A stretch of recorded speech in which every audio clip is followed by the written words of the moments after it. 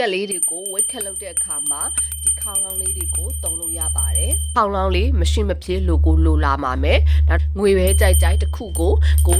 ရွေးချယ်လိုက်ရွေးချယ်ပြီးတော့ဒီမှာမြန်မာလိုအနောက်တိုင်းအယူဆကိုလည်းကိုလေ့လာမှရမယ်။မြန်မာလိုရေးရထရေးထားတဲ့စာအုပ်ကိုလည်းလေ့လာမှဖြစ်မယ်ဆိုတာလက်ရှိရမယ်။ဟောဖို့အခင်းရှိရမယ်။လေ့လာဖို့စာအုပ်ရှိရမယ်။နောက်တစ်ခါတော့ကက်တွေကိုနှိုးဖို့ wake up လုပ်ဖို့ခေါင်းလောင်းလေးရှိရမယ် advice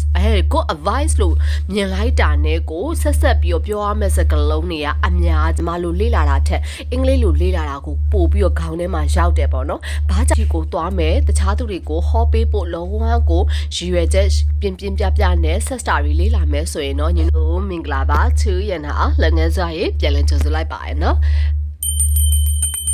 ဒါလေးတွေကညီတို့ကက်လေးတွေကိုဝိတ်ခက်လုပ်တဲ့အခါမှာဒီခေါင်းလောင်းလေးတွေကိုတုံးလို့ရပါတယ်။ဒီဟာလေးရဲ့အတန်လေးရဲ့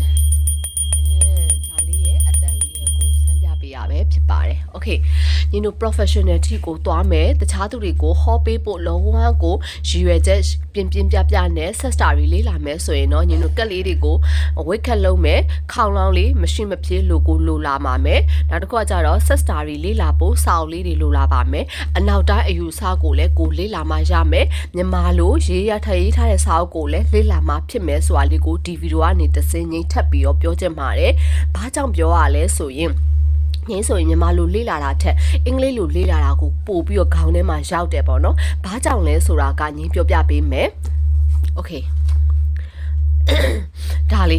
လေးဆိုရင်ဒါလေးကိုကြည့်လိုက်တာနဲ့ကိုကအင်္ဂလိပ်လိုဒီမှာဆို marriage and communication traditional ပေါ့နော်ဒီမှာဆို go up ခုလေးကိုတွဲပြီးတော့လေ့လာစေချင်တယ်investment ကဘလောက်မှမရှိတော့ဘူးဘလောက်မှ advice ကို advice လို့မြင်လိုက်တာနဲ့ကိုဆက်ပြီးတော့ပြောရမယ့်စကားလုံးတွေကအများကြီးပဲဖြစ်တယ်ညီတို့သိလိုက်တာကတော့အင်္ဂလိပ်စကားလုံးတစ်လုံးတိုင်းပဲဆက်ပြီးတော့ဟောလို့ရတဲ့အပိုင်းတွေအများကြီးကိုသိရပါလိမ့်မယ်ဒါကဘာလဲဆိုတော့အနောက်တိုင်းအယူဆရဲ့အင်္ဂလိပ်စာကို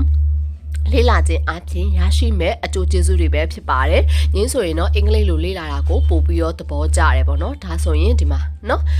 key point လေးတွေပါတာဖြစ်တဲ့အတွက်ကြောင့်မလို့ကိုကအများကြီးလည်းမမှတ်ချင်ဘူးdictionary လေးကိုကင်ပြီးတော့ခါကြတော့ဒါလေးကိုတွဲလေးလာမယ်ဆိုရင်တော်တော်လေးအဆင်ပြေပေါ့နော်ဒါအနောက်တိုင်းအယူဆ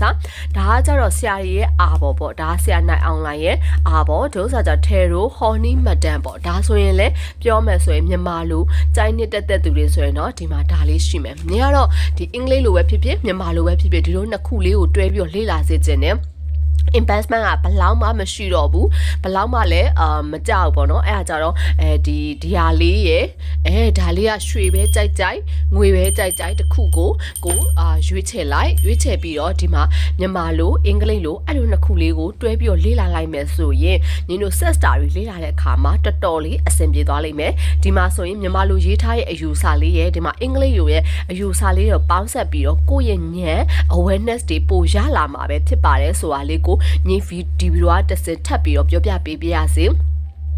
အင်္ဂလိပ်စာဆိုပြီးတော့ကြောက်မသွားနဲ့အခုခေတ်မှာက social media ခေတ်မှာကပြန်ပြီးတော့ translate လုပ်လို့ရတဲ့နေရာတွေအများကြီးရှိပါတယ် Google Translate လုပ်အောင်မလားဒါကြောင့် dictionary ပဲကြည့်အောင်မလားတော်တော်လေးအဆင်ပြေတယ်တကယ်တော့လေ့လာရအလွယ်ဆုံးကတော့အင်္ဂလိပ်ပဲဖြစ်ပါတယ်ဆိုတာလေးကိုဒီဗီဒီယိုကနေထပ်ပြီးတော့ပြောချင်ပါတယ်မြန်မာလိုလဲတွဲလေးလာပါအဲကြမှာလဲဆရာတွေရဲ့အယူဆတွေကိုပို့ပြီးတော့သိနိုင်မှာပဲဖြစ်ပါတယ်Okay အဲ့ဆိုရင်နောက်ထပ်ဘာတွေလိုအပ်လေးလဲဆိုတော့ဟောဖို့အခင်းလိုအပ်လာမယ်ဟောဖို့အခင်းလိုအပ်လာတဲ့အခါမှာအခင်းလေးတွေကတော့ညီတို့ CYA2 ရနာအောင်လုပ်ငန်းစုရဲ့ Facebook page Messenger မှာတင်ပေးထားပါတယ်နောက်တစ်ခုကကြတော့ညီတို့ကတ်လေးတွေလိုအပ်လာပါမယ်ကတ်လေးတွေကလည်းညီတို့ CYA2 ရနာအောင်လုပ်ငန်းစုရဲ့ Facebook page Messenger မှာFacebook page မှာတင်ပေးထားပါတယ်အားကြောင့်မလို့ကိုကလိုအပ်တဲ့အကြောင်းအရာလေးတွေကပထမဆုံးဟောဖို့ကတ်ရှိရမယ်ဟောဖို့အခင်းရှိရမယ်လေ့လာဖို့စာအုပ်ရှိရမယ်နောက်တစ်ခါတော့ကက်တွေကိုနှိုးဖို့ wake up လုပ်ဖို့ခေါင်းလုံးလေးရှိရမယ်အဲ့လေးခုလောက်ဆိုရင်အဆင်ပြေလားဆိုတော့လောဆယ်အဆင်ပြေပါတယ်နောက်ပိုင်းဒီမှာကိုကြိုက်တဲ့ accessory လေးတွေကိုဝယ်ထည့်ပြီးတော့ခါကြတော့ဟ ဟောပါဆိုပြီးတော့ငိမ့်ဒီဗီဒီယိုကပြောချင်ပါတယ်အများကြီး investment လုပ်စရာမလိုပါဘူးငိမ့်တင်နဲ့တသိန်းပတ်ချလဲလောက်တသိန်း2သိန်းဝန်းကျင်ပေါ့နော်အလောက်ဝန်းကျင်လေးနဲ့တော်တော်လေးအဆင်ပြေပြေလေးနဲ့ရသွားမှာပဲဖြစ်ပါတယ်ဒါဆိုရင် set story လေးလာလို့အကောင်းဆုံးနဲ့ package တစ်ခုကိုငိမ့်လာပြီးတော့ပြောပြရခြင်းဖြစ်ပါတယ်နော် bye bye နောက်ဗီဒီယိုတွေမှာအများကြီးပြန်ဆုံတွေ့ပါမယ်